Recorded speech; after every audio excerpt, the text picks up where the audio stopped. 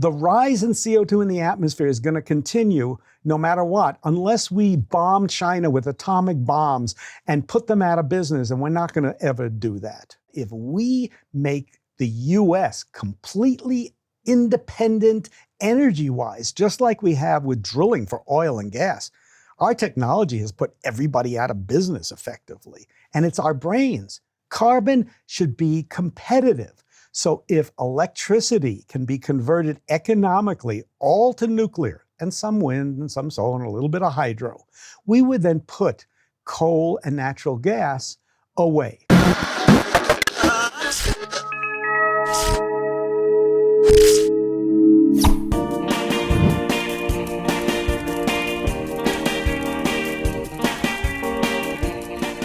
So I've been told that Colorado and the rest of the nation needs to electrify, but yet we have windmills and solar, which isn't going to do it.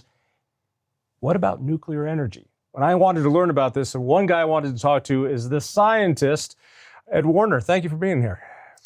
It's nice to be here again, John. All right. So help me understand. I mean, I remember nuclear energy. You split an atom, it causes a lot of heat. The heat boils the water, turns the turbines, and there you have it. I got that part right? That's the basic engineering of atomic power. All right. And therefore we have Chernobyl, and then we have 3 Mile Island, and because the waste left over is so awful, it is a really dangerous way to make electricity.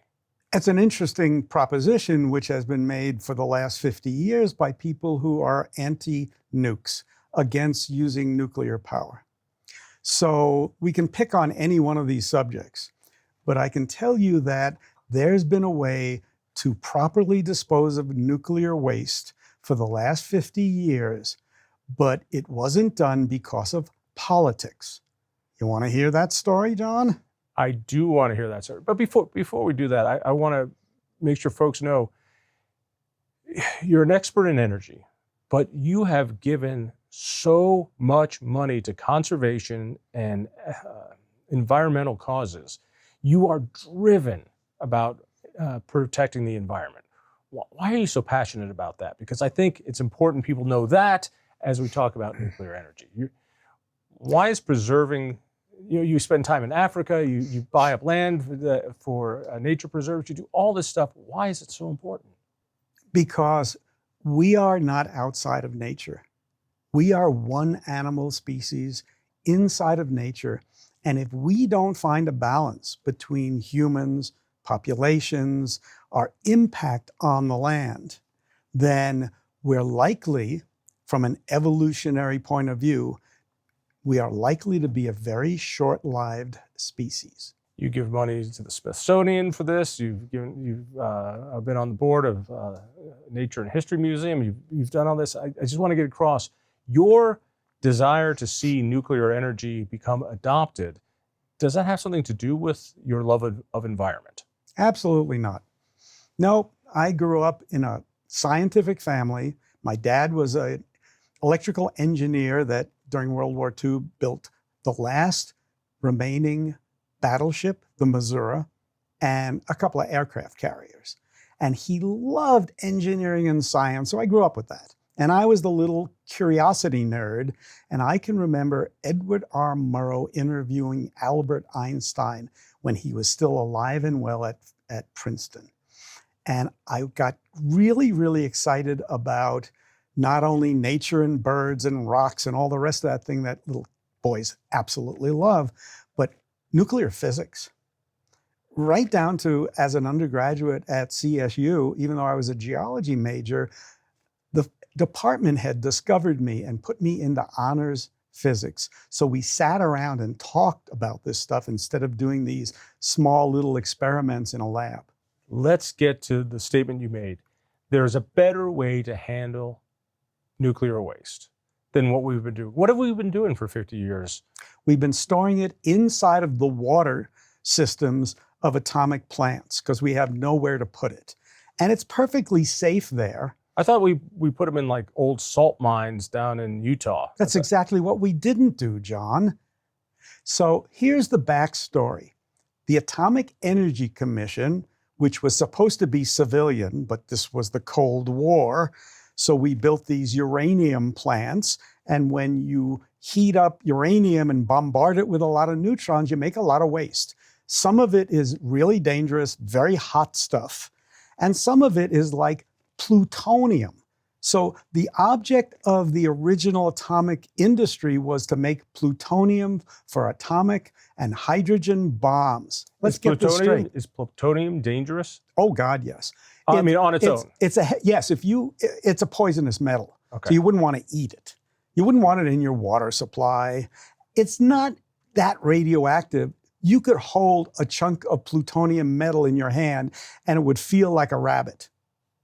It would be warm, but it's not going to kill you. The problem with nuclear waste began when nuclear chemists with the Atomic Energy Commission said, we have to make this stuff safe for 500 years.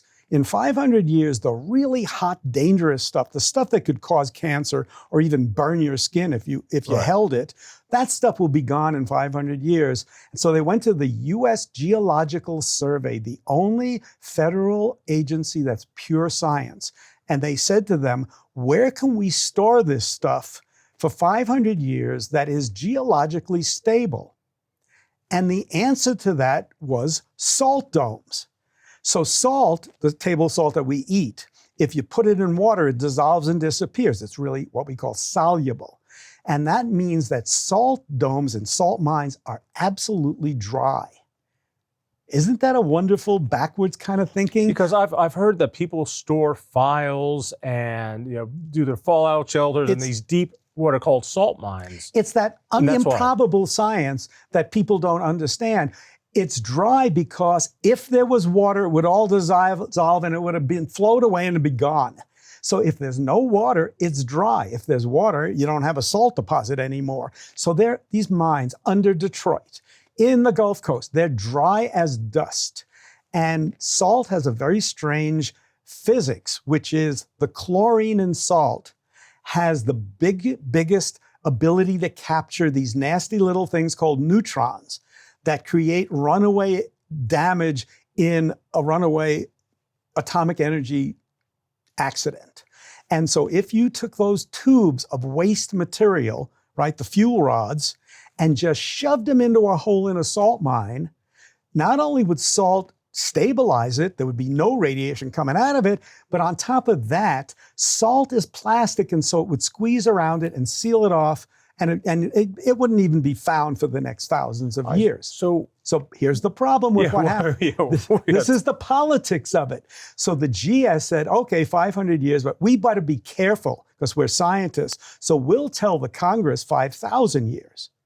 And the Congress, being a bunch of lawyers who know nothing about science, said, well, if the geologists said 5,000, we better make it stable for 50,000 years. They went back to the GS and said, what is stable for 50,000 years? And salt domes aren't stable, they flow. And we lost the perfect way of taking care of nuclear waste for the next 10,000 years because of bad science, careful and defensive scientists, and politicians.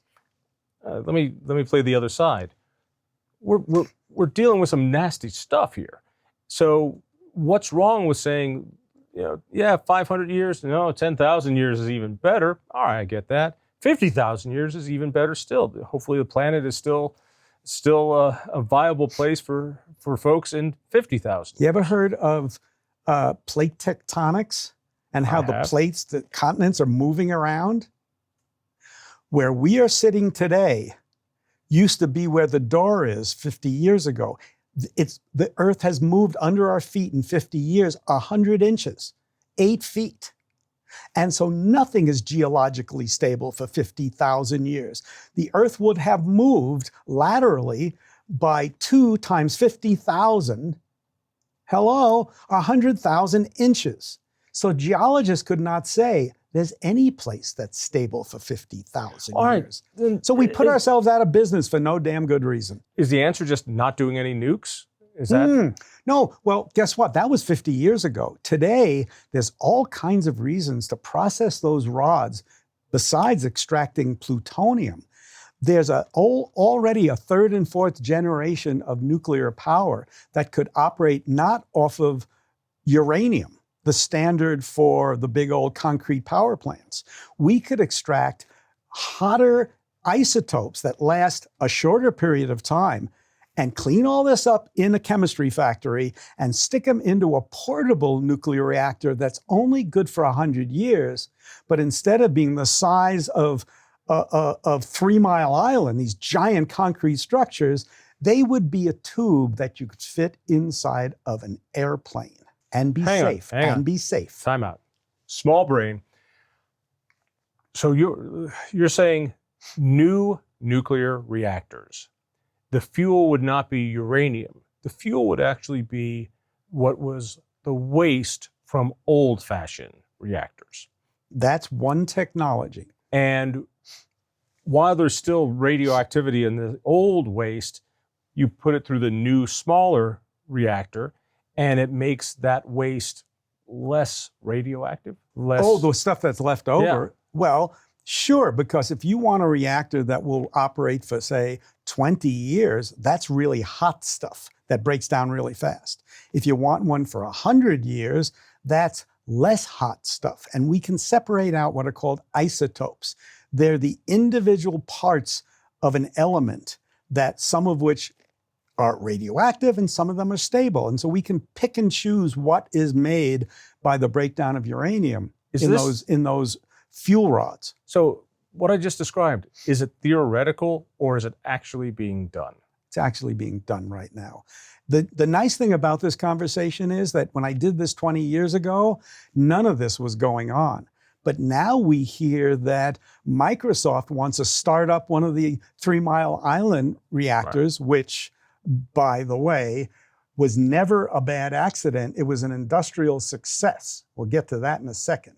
The 3 Mile Island shutdown was an industrial success, and there were 2 other units that operated for 30 or 40 years. One of them was shut down, and Bill Gates wants to spend the money to put it back in operation. There's another one on the shores of Lake Michigan that will get into operation maybe within 5 years. And so these old reactors can just be cleaned up. New fuel, new plumbing, a few $1 billion like that, instead of spending 30 and taking 30 years. Some of these can be done in 5-10 years. All right. Before this breaks apart into too many directions, the new reactor that can use the old spent fuel and clean it up while powering us, mm-hmm, you said that was one of the new technologies. Mm-hmm. How many new technologies in nuclear power are there? Well, there's one that has bugged me for over 30 years of my interest in atomic energy.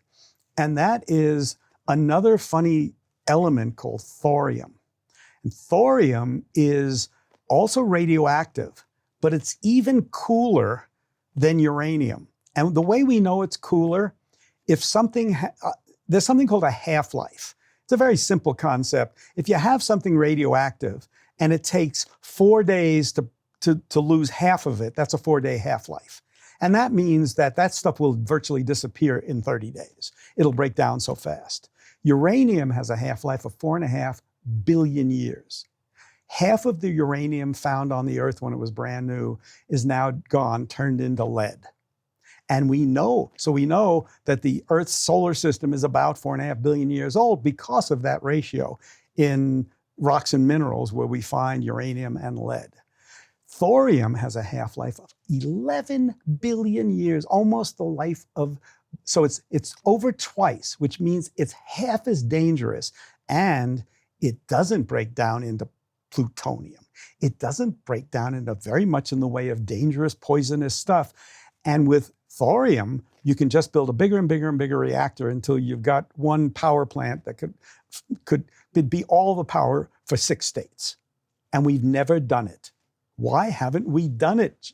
If technology's been available for 40 or 50 years, why haven't we ever done it? So you just described 2 completely different nuclear power futures. One small using old fuel as new fuel, very small. Mm-hmm. I know in Wyoming, I believe they're building this plant. And so a city could have its own small plant and take care of 100,000, 500,000 people, or use thorium instead of uranium and have a huge plant. And guess where the biggest deposit of thorium in the entire world sits? 10 miles north of Barstow, California, in the Mojave Desert, at a place called Mountain Pass. I've been there. And we've never used this stuff. So why didn't we use thorium? Because it didn't make plutonium. During the Cold War, every electrical power plant used uranium because the Atomic Energy Commission, don't tell me it was civilian, that's a bunch of nonsense, was looking after the Cold War supply of plutonium. All right, stupid question. Take uranium, old-fashioned power plant, you use it. One of the byproducts, one of the waste products is plutonium. Plutonium we use to build H-bombs. Yes. So therefore, we could have used thorium, which is not nearly as dangerous because it takes longer for it to burn out, and we wouldn't have radiation issues that we have with this. But Cold War got in the way. Absolutely correct. And hold on, you know, we talk now, and the public is now hearing about these third generation power plants, fourth generation. Can I take 1 second or 1 minute and describe the difference between first and second and third and fourth generation? Yeah, please. First generation was the Manhattan Project. And there was this crazy Italian by the name of Enrico Fermi. All Italians are crazy. Well, I said that because you're Italian and I got Italian family, so we get to say those things. And Enrico Fermi built the first atomic unit in a squash court underneath the football field at the University of Chicago. And the moderating agent was dirty blocks of black carbon called graphite, which absorbs neutrons, and in those blocks were little balls of uranium, pure uranium metal, doing their job, cooking a lot of heat, and getting close to burning the whole city of Chicago down, and then being moderated, and they practiced this stuff. That was the Manhattan Project, and the object of those... This was during the war? Yeah, this was 1942. This was, and he, loving American slang, he called these things piles. It was a pile, not a nuclear reactor, a pile. It was a pile of black crap, right? And he loved slang. And so the Manhattan Project by Hanford, Washington, using water out of the Columbia River to cool all this stuff down, built these things to produce plutonium, which could be made into an atomic bomb. We had uranium that could be processed and made into an atomic bomb, and we could manufacture plutonium in an atomic reactor and extract it chemically and make that the first atomic bomb ever launched at Trinity in the New Mexico desert was a plutonium bomb, not a uranium bomb. It was a magical substance that didn't appear in nature. It's artificially man-made element. It's so cool science. So they had to create plutonium, which doesn't exist. So we're going to create, I would be wrong to say a new element, but we've got to... It is a new element. It's plutonium. It's 239. It's 93. It's one up from uranium. And it's not stable, so it doesn't remain in the earth for very long. So there's none of it out there. But we could make it, and since it was good for 1,000 years or 10,000 years, we could hold on to it long enough to make it into bloody atomic bombs. And these things became the triggers for hydrogen bombs. So we made a lot of them. We had plutonium trigger reactors. And that's what happened at Rocky Flats. That was Rocky Flats. They basically built A bombs to set off H bombs. H-bombs. That's exactly the technology. So here we are, back again to the Cold War. But what we realized was early in the late 1940s that the original design of the pile or the nuclear reactor, which we were then siphoning off the hot water and making it into steam and turning turbines, so a byproduct was electricity. The primary use for this thing was plutonium production, and the byproduct was electricity. And what the Atomic Energy Commission understood early on was that design was way too dangerous for commercial electrical plants. So we changed to those giant concrete domes and those big circulating systems of water, and we did it a different type of design, still using uranium in those rods. Well, guess what? Chernobyl was based on Manhattan Project technology that we knew was too dangerous. And the Russians, those dogs, put this in the middle of an enormous environmentally sensitive wilderness area. And they built it in Ukraine because they didn't care about the lives of Ukrainians one bit. They still don't. And the damn thing melted down. And guess what happens if you have carbon as the structure of a nuclear reactor run wild? What happens when you have oxygen in the atmosphere, carbon in the pile, and 2,000 or 3,000 degrees? What do you think happens? Tell me. It burns. It's the worst fire in the world. It vaporizes all that horrible poisonous stuff. The radioactive iodine and the plutonium and everything else goes up in smoke because the damn thing caught fire.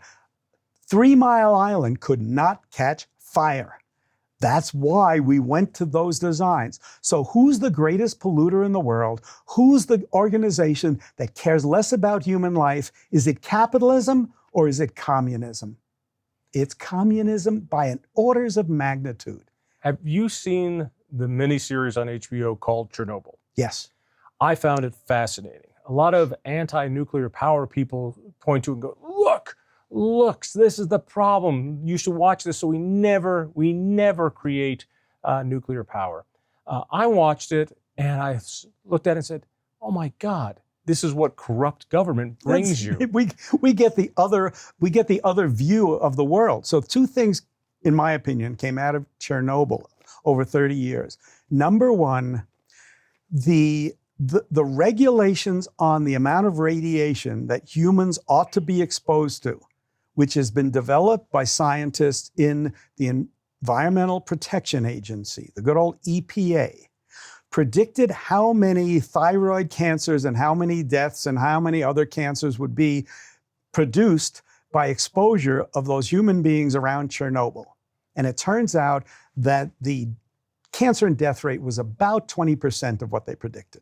They're way safety conscious, exaggerated, so that they make it seem more dangerous than it is. One more little thing, a new scientific study. Did you know there were wolves running around that wilderness around Chernobyl? And everybody predicted the wolves would be killed. A wolf generation is 3 years, a human generation is 30. So in 30 years, we've got 10 wolf generations. And for those people in the audience who don't believe in evolution, the wolves evolved a genetic protection against cancer as they're being bombarded with these very high levels of radiation. It's mutation, but it's not bad mutation, which we always think of. It's actually good mutation. And now scientists are looking at the genetics of these wolves to see if some of that can't be transferred to human beings. Chernobyl could save us from cancer? Isn't that wild? I like movies. Movies help get across ideas. And when I watched Apollo 13, the failed moon landing, it was called a successful failure because there was a plan that said if something goes wrong, instead of landing, gravity should shoot us back or close to shoot us back. So was 3 Mile Island a successful failure in the same way? Even better than that. It was an industrial success. It was not a failure. A failure would have been that the engineering system failed to shut down properly. This one did. The amount of radiation that poured out of the catastrophe of 3 Mile Island and was blown by the wind towards Philadelphia, I'm going to look at your public, do you mind? Right. Was less than we get climbing a 14,000-foot mountain. So I'll get more radiation climbing Mount Evans or whatever it's called now. And more dangerous radiation, gamma rays that'll burn right through your brain. So we get it wrong. And why is that? Why are we so afraid of something that we can't see? Let me give you a Scottish I'm afraid prayer. of love, and I can't see love either. That's right. Yeah. I love the Scottish prayer. From ghoulies and ghosties and things that go bump in the night, dear Lord, deliver us. We are afraid of things we can't see. And the anti-nuke advocates have used this emotional side of human beings to make them more afraid of this process, this physics, than ever it should have been. Fukushima, if I'm saying that right, was a water-cooled power plant. A tsunami came and ruined it. Was that a failure or was that a success? That was an engineering failure. It was actually a geological failure too.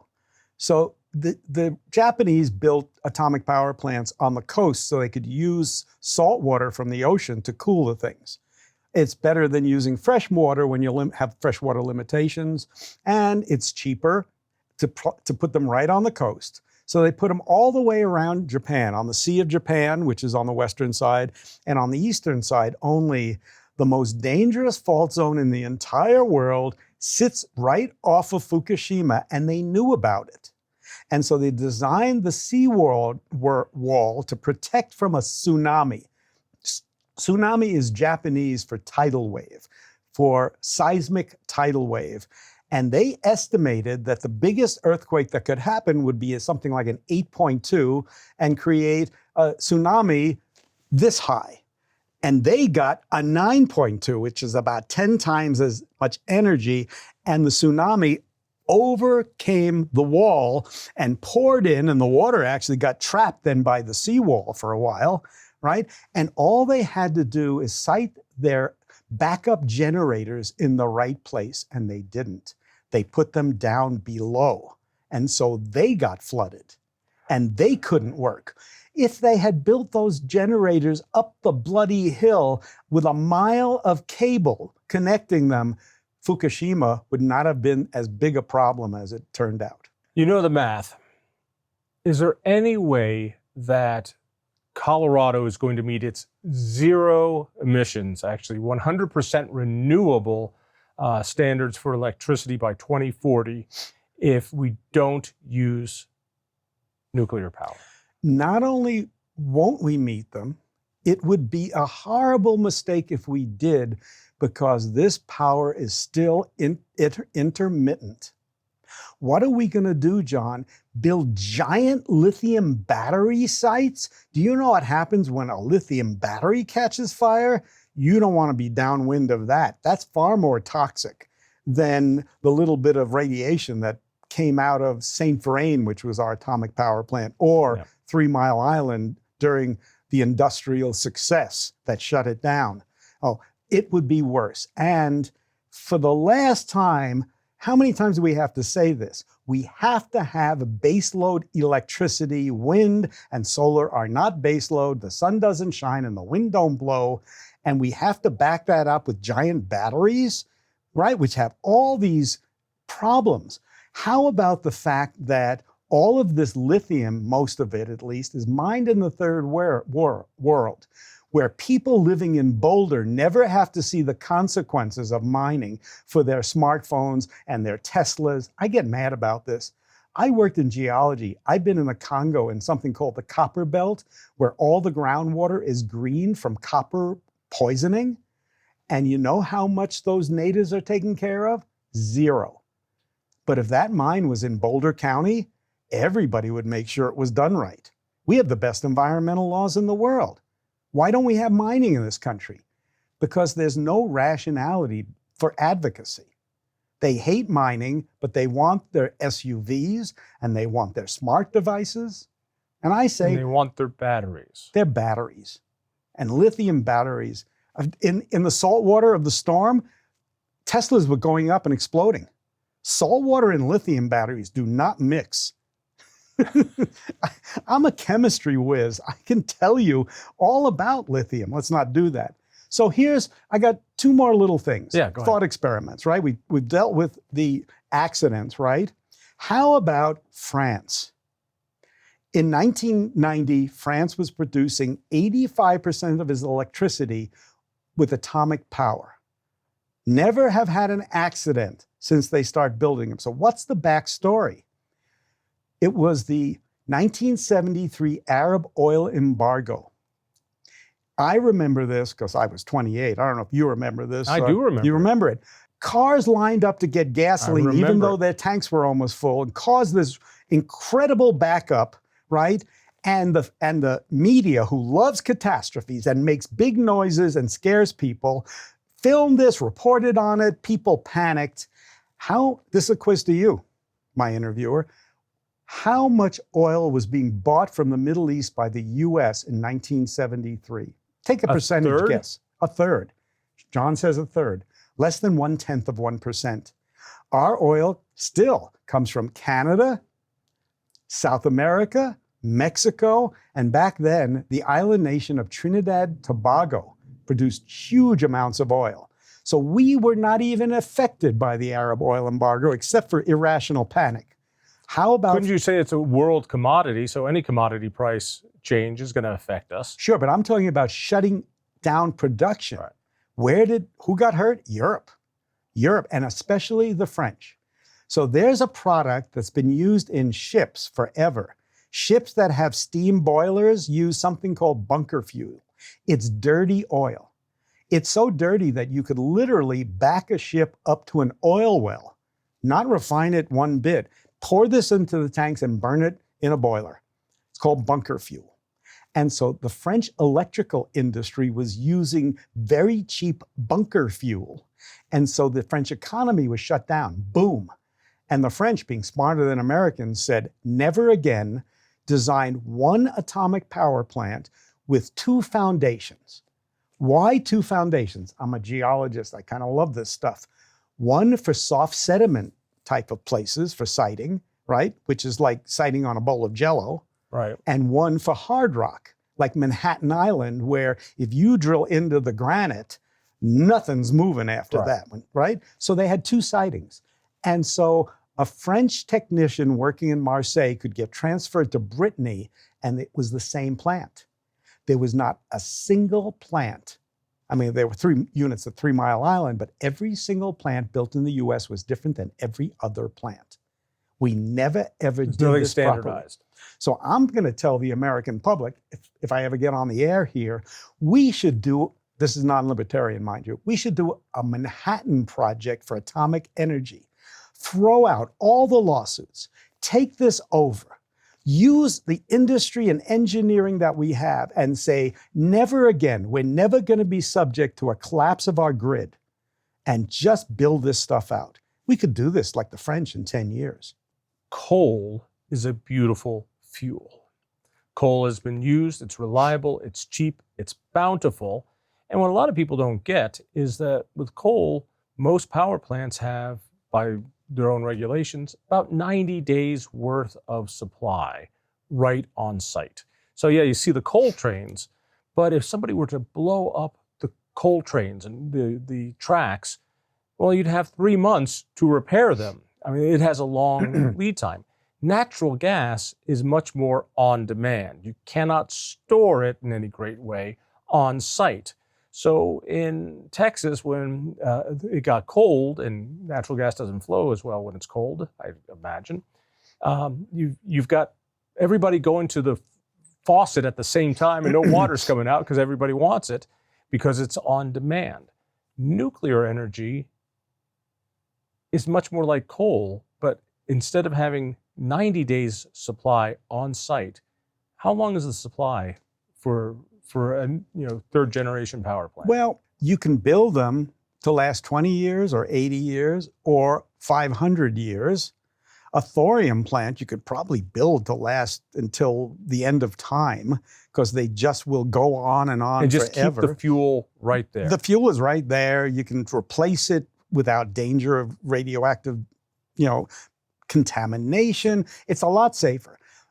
But I got to backtrack here because there's a little factoid that nobody seems to know.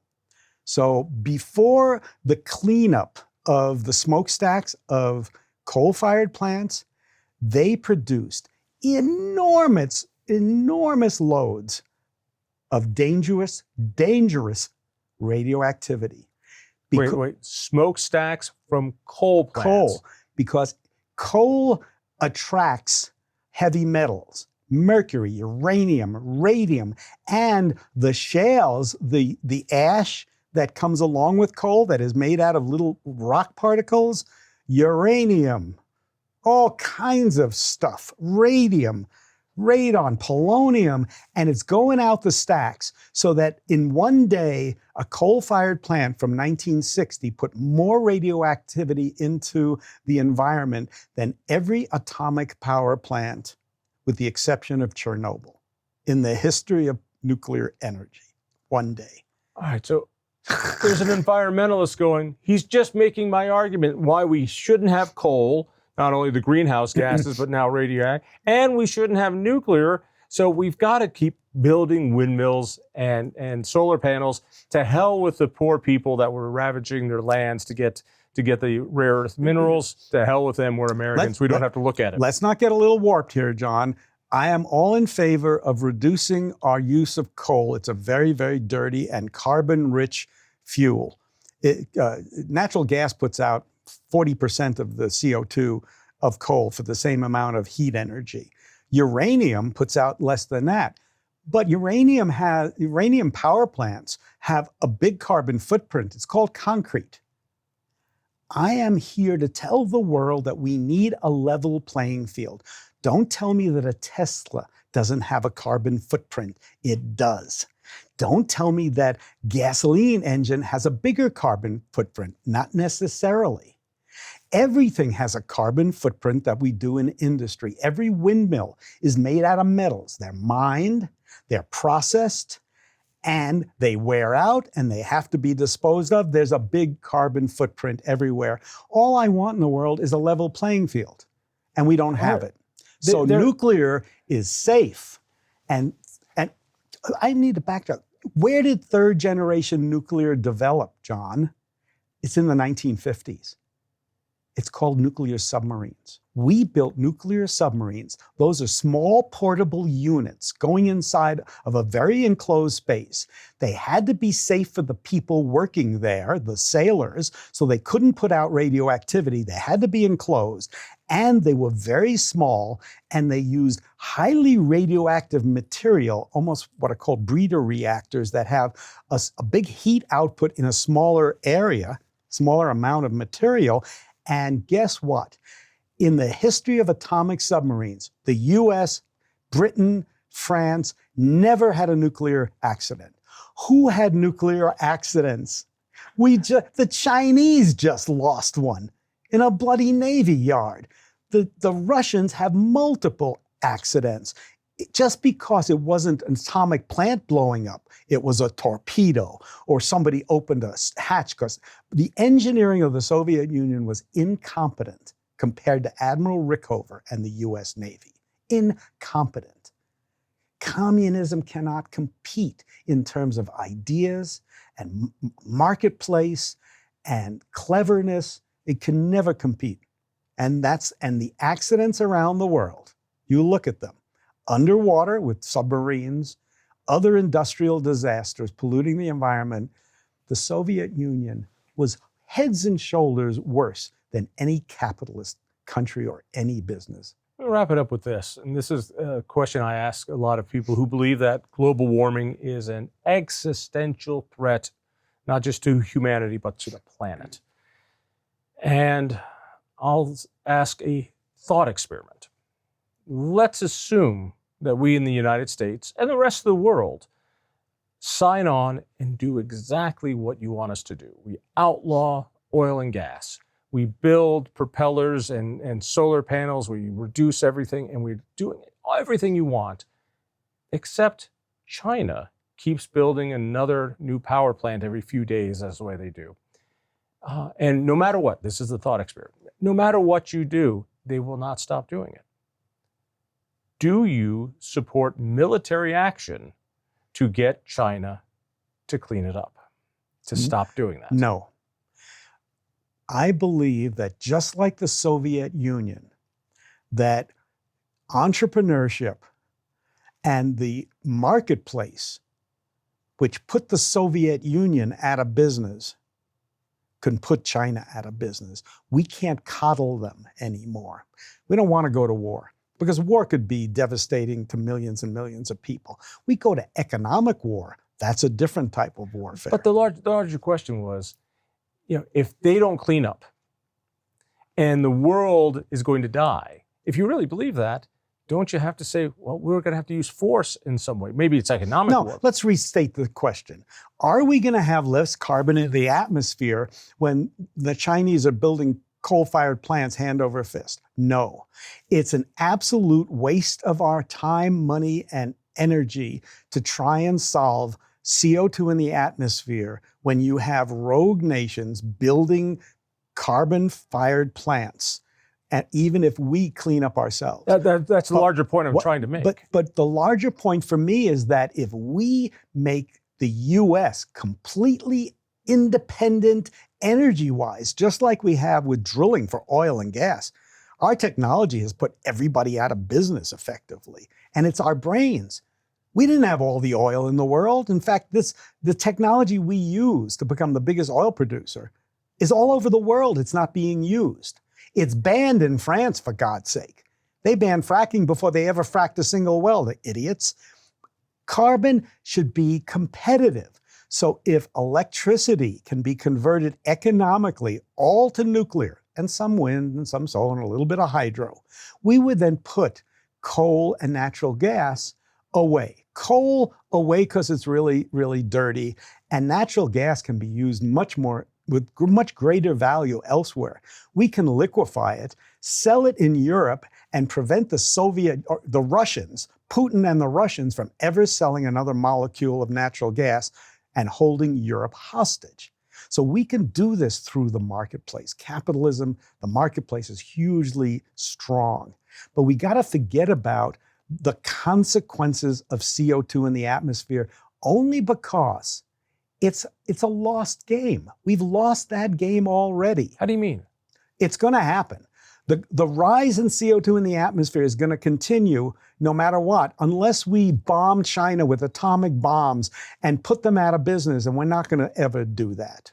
Come on, John, we're not going to do that. But if we don't need their energy from anywhere in the world, then the Arabs in OPEC cannot affect us. And we can manufacture like mad internally because we'll have the cheapest energy in the whole bloody world. We can do it that way. You and I remember as kids, the idea of American energy independence, it was Star Trek. It was science fiction. It could not happen. It would never happen. That's why we got to care about the world situation. It's why we got to care about wars. It's why we had to have all this stuff. And we reached it. We reached it through technology. We reached it with horizontal drilling and fracking, and it couldn't be. It's like breaking the barrier of light speed. It just couldn't happen. In the 1970s, 80s, and 90s, there was a group called Peak Oil. I remember them. That was a disaster. We're all going to die. We're running out of oil. King Hubbard at the GS got it all wrong. Other people got it wrong. We had a conference here in Denver. I think it was 92. I was one of 50 speakers. There were 48 speakers who were absolutely negative death. We're all going to die. We're running out of fuel. This new technology, they said, this fracking, this fractured shale stuff, it's all phony. It's no good, blah, blah, blah. The state geologist for Colorado had something nice to say about the amount of commodities we had. And then Ed got up just before lunch and just laid into them. I put up something called the resource triangle, which is based on price and technology. And so what happened to us? We used technology to overwhelm the world with our clever entrepreneurial approach. And we turned the total pig's ear into a silk purse. We created something that nobody thought could happen except a few of us people. And by the way, the engineer that worked for us at Jonah, my great gas discovery, he invented multiple stage fracking. We were the first people in the world to ever do this. We did 8 stages. We did it. Why? Because we weren't Exxon. Nobody could tell us that we couldn't do it. Last question. You said carbon in the air, that growth isn't going to stop. Are you saying that everything that the Western world does is largely for naught because China will not do it? That's right. That they're big enough to screw the pooch. So we're taking the wrong approach. If you want less coal-fired power plants, replace it with something that will outcompete it, which is like third and fourth generation And nuclear. windmills and solar can never outcompete it. They are multiples more expensive, but nuclear can outcompete. Now I'm following. Right. The reason that nuclear has not been economically competitive is that it takes 35 years to get it from the drawing board to the completion of the plant because of all the lawsuits and ridiculous permitting forced upon them by anti-nuke advocates who are anti-nuke or supposedly pro-environment. Going after nuclear energy turns out to be the most negative thing you can do for the environment. It's the wrong approach. It's safer for the environment. It's better for the animals. Windmills chop up so many birds. They've killed so many raptors that if an oil company killed a raptor in an oil pit, they would be put out of business by Defenders of Wildlife or Sierra Club or people like that, whereas windmills chopping up golden eagles doesn't count. They won't even report on it. And the blades need to be replaced. And where are they putting the blades? In landfills. In the ground. In the ground. In landfills. They're they don't know how to. They can't recycle them. They're building graves for these huge propellers and sticking them in the ground. All right. America, get over it. Use science in a positive manner. Ed, it is always incredible having you. Thank you so much. Yeah, man. Great to be here. If you enjoyed that conversation, by all means, click one of these other great programs. We have the best conversations with the most fascinating Coloradans. And subscribe to our channel. Just click down below and hit that little bell button too. You don't want to miss a single show.